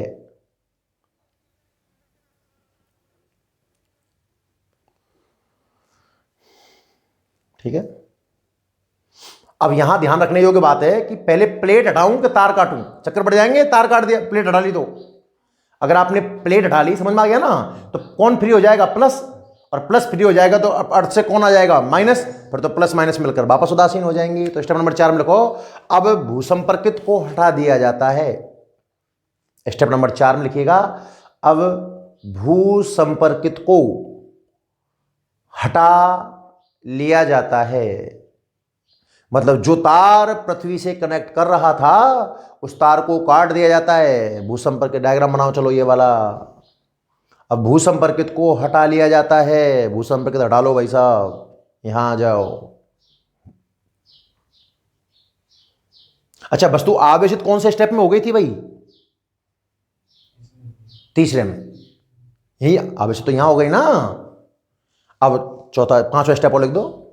अब ऋणात्मक वस्तु को भी हटा लिया जाता है। अब ऋणात्मक वस्तु को भी हटा लिया जाता है। इस प्रकार ऋणात्मक वस्तु को भी हटा लिया जाता है। इस प्रकार प्रेरण की सहायता से धनात्मक वस्तु प्राप्त की जाती है। 5 स्टेप में होती है भाई, ध्यान रखना है ना। इस प्रकार प्रेरण की सहायता से धनात्मक वस्तु प्राप्त की जाती है। अब पॉजिटिव वस्तु बना सकते हो भाई प्रेरण की सहायता से। क्लियर? एकदम 100%। पहला स्टेप हो गया। अब ऐसे ही दूसरा स्टेप डाल दें। प्रेरण द्वारा ऋणात्मक वस्तु प्राप्त करना। लिखो, इसको भी लिखो, कुछ भी पूछ ले। प्रेरण द्वारा ऋणात्मक वस्तु प्राप्त करना। किताब में पहला एग्जाम्पल है। बुक देखना आप ना। बुक नहीं हो तो बुक खरीद लेना भाई, मार्केट से बुक मिल जाएगी। और जिसको नहीं मिल रही हो वो संपर्क कर लेना है ना, हमारे कॉन्टैक्ट पर, हम दिला देंगे। तो सुनो, ध्यान सुनो, आवाज नहीं। तो क्या बोल रहा था मैं? ये पहला क्वेश्चन है। एक क्वेश्चन क्या था बुक में कि आप किसी वस्तु को बिना स्पर्श किए धनावेशित कैसे कर सकते हो, समझाइए। तो बिना स्पर्श किए मतलब प्रेरण, और धनावेशित मतलब आपको ये 5 स्टेप ढंग से लिख देंगे ना आराम से। बहुत सरल है शायद ना। तो सेकंड डालिए आप। प्रेरण द्वारा ऋणात्मक वस्तु प्राप्त करना। प्रेरण द्वारा ऋणात्मक वस्तु प्राप्त करना। लिखिए भाई, स्टेप नंबर 1, वापस से वही कहानी। स्टेप नंबर 1 में क्या, सर्वप्रथम उदासीन लिख दो एज इट इज लिख दो। सर्वप्रथम उदासीन वस्तु को कुचालक स्टैंड पर रखा जाता है।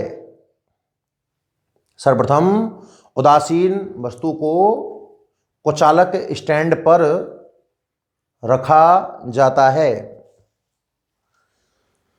सर्वप्रथम उदासीन वस्तु को कुचालक स्टैंड पर रखा जाता है। उदासीन वस्तु को कुचालक स्टैंड पर रखा जाता है। डायग्राम बनाओ फर्स्ट। ये आप लोग जब ऑनलाइन देख रहे हैं, अगर कोई बच्चा आगे पीछे रह जाए तो स्क्रीन पॉज करके लिख लिया करो, ऐसा कोई वो नहीं है ना। पहला स्टेप हुआ, ठीक है। स्टेप नंबर 2 खुद मन से बनाओ, बोर्ड मत देखना। कैसी प्राप्त करवानी है, माइनस की, तो माइनस बंद रहना चाहिए, माइनस बचना चाहिए। और माइनस को कौन बचा के रखेगा, प्लस। तो आवेशित प्लेट कैसे लेके आऊंगा, प्लस की। स्टेप नंबर 2 में लिखो, अब उदासीन वस्तु के पास धनात्मक प्लेट लाई जाती है। अब उदासीन वस्तु के पास धनात्मक प्लेट लाई जाती है, जिससे धनात्मक लेके आया ना भाई, जिससे अब धनावेश से कौन आकर्षित होगा, ऋणावेश आकर्षित और धनावेश प्रतिकर्षित होता है। जिससे ऋणावेश आकर्षित व धनावेश प्रतिकर्षित होता है। प्रतिकर्षित होता है। स्टेप नंबर 2 का डायग्राम बना ले। याद रखना, यहां पर वस्तु आवेशित नहीं हुई है, यहां पर ध्रुवण हुआ है। क्या हुआ है, ध्रुवण। ध्रुवण का मतलब ध्रुवता आ गई, एक सिरा हो गया प्लस और एक क्या हो गया, माइनस। क्लियर है भाई यहां तक। स्टेप नंबर 3 लिखिएगा, डायग्राम बना लो दूसरे स्टेप का। स्टेप नंबर 3 लिखिएगा, अब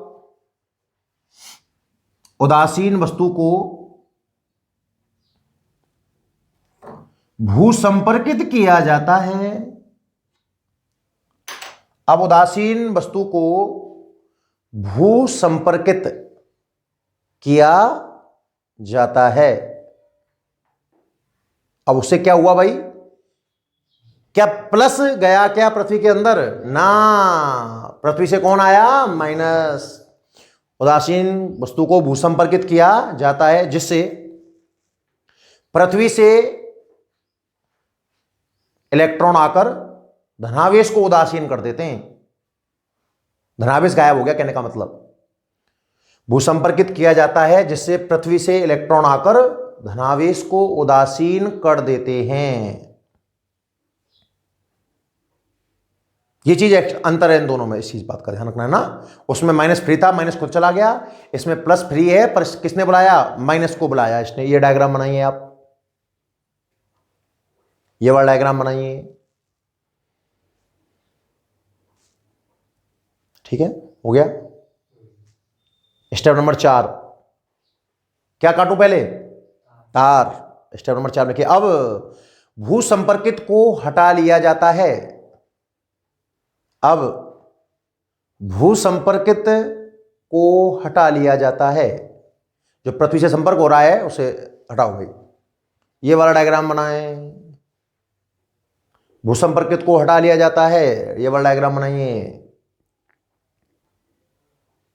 और एक लास्ट स्टेप और लिख दीजिए, स्टेप नंबर 5, कि अब धनात्मक प्लेट को भी हटा लिया जाता है।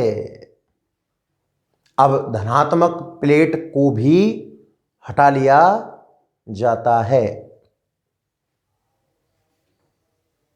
इस प्रकार प्रेरण की सहायता से, इस प्रकार प्रेरण की सहायता से कौन सी वस्तु मिल गई भाई, ऋणात्मक वस्तु प्राप्त की जा सकती है। प्रेरण की सहायता से ऋणात्मक वस्तु प्राप्त की जा सकती है।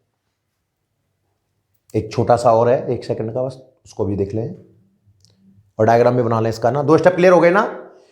प्रेरण से मैं पॉजिटिव बना सकता हूं, दिमाग में कहानी है कि नहीं है। मोटा मोटा क्या याद रखना है, उदासीन वस्तु को स्टैंड पर रखो, कोई आवेशित दिखानी है, अब प्लस की बनानी है तो माइनस दिखाना है, माइनस की बनानी है तो प्लस दिखाना है।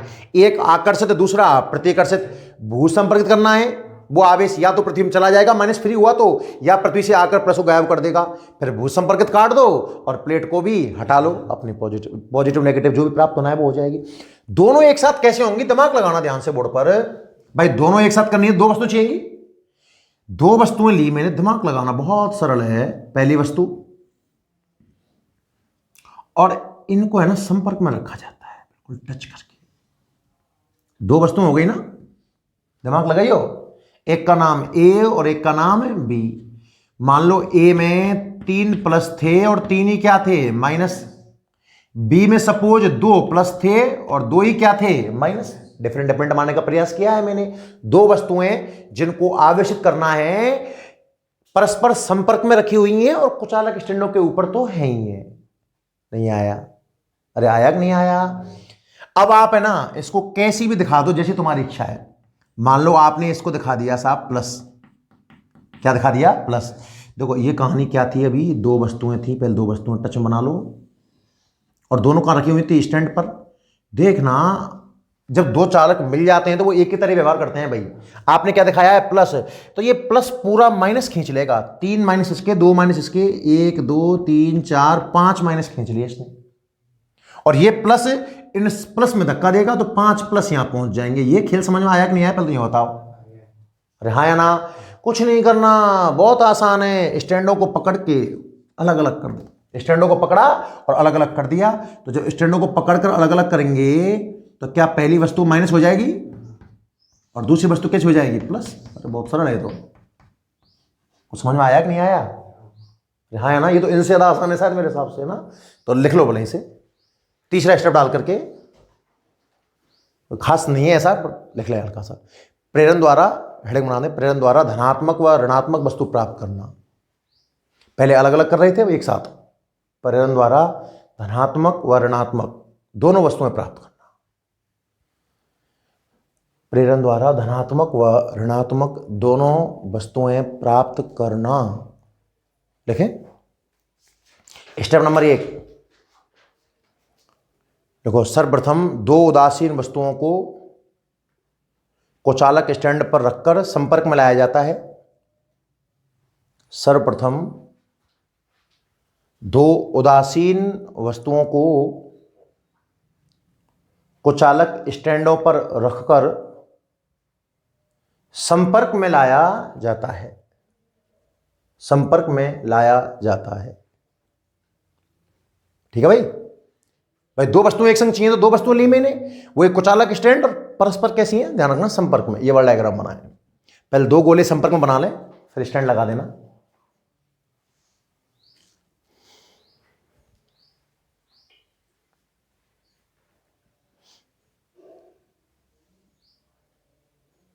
ठीक है, पहला स्टेप समझ में आ गया।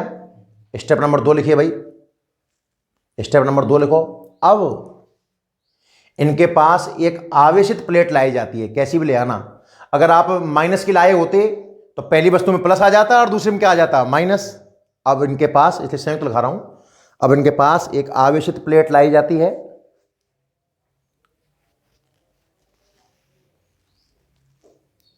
आवेशित प्लेट लाई जाती है जिसके कारण दोनों आवेश पृथक पृथक हो जाते हैं, अलग अलग चले गए। आवेशित प्लेट लाई जाती है जिससे दोनों आवेश पृथक पृथक हो जाते हैं, पृथक पृथक हो जाते हैं। ठीक है भाई, ये वाला डायग्राम बनाएं, सेकंड वाला।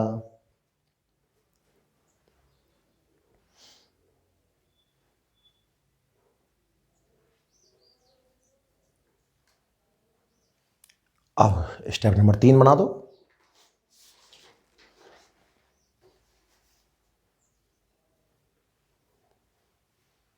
बेटा गलत है तेरे, ये वस्तुएं संपर्क में जरूरी है। गलत है, सही करो। संपर्क में नहीं होंगी, ये बताओ। अरे इधर देखना, अगर संपर्क में नहीं होंगी तो ऐसा हो सकता है क्या, कैसे हो पाएगा भाई। ये अलग अलग होंगी तो फिर कैसे, नहीं हो पाएगा ना। हो जाएगा। स्टेप नंबर 3 लिखो, स्टेप नंबर 3 लिखो। अब दोनों कुचालक स्टैंडों को पकड़कर पृथक कर देते हैं। दोनों कुचालक स्टैंडों को पकड़कर पृथक कर देते हैं तथा आवेशित प्लेट को भी हटा लेते हैं। दोनों को एक साथ कर दो, कोई दिक्कत नहीं है, पृथक कर दो फिर प्लेट को हटाओ। अब दोनों कुचालक स्टैंडों को पकड़कर पृथक कर दिया जाता है,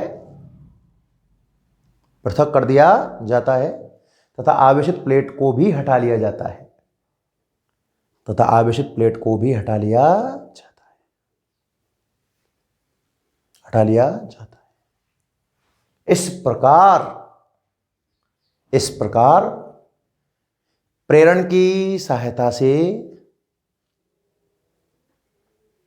वस्तुओं को आवेशित किया जा सकता है। इस प्रकार प्रेरण की सहायता से वस्तुओं को आवेशित किया जा सकता है। समझ में आया कि नहीं आया भाई बताओ? एक मिनट सुन लें, इसको डायग्राम को बनाना है। अब एक मिनट मेरे बात सुन लें। आपने कहाँ से पढ़ना स्टार्ट किया था आज? आवेशन की विधियों से। अब बिल्कुल एकदम क्लियर हो जाना चाहिए ना, आज का लेक्चर थोड़ा बड़ा हो गया। 3 विधियां हैं, घर्षण, चालन, प्रेरण। घर्षण में वस्तुओं को रगड़ते हैं, कुछ विशेष जोड़ों को, तो इलेक्ट्रॉन ट्रांसफर हो जाता है, घर्षण विद्युत भी नाम पढ़ा हमने। चालन में अलग अलग वोल्टेज वाली वस्तुओं को टच करते हैं तो आवेश का प्रवाह होता है, धनावेश अलग, ऋणावेश अलग, पूरी कहानी सुनाई आपको। और तीसरी सबसे अच्छी मोस्ट इंपॉर्टेंट क्या थी? प्रेरण। बिना टच किए 5 स्टेप के अंदर वस्तु को आप चार्ज कर सकते हैं। उम्मीद है आपको पूरी बात समझ में आई होगी ना। एक बार भाई कमेंट करके जरूर बताना है कि आपको क्लास कैसी लगी, और चैनल को भी लाइक सब्सक्राइब करना है, ठीक है ना। धन्यवाद।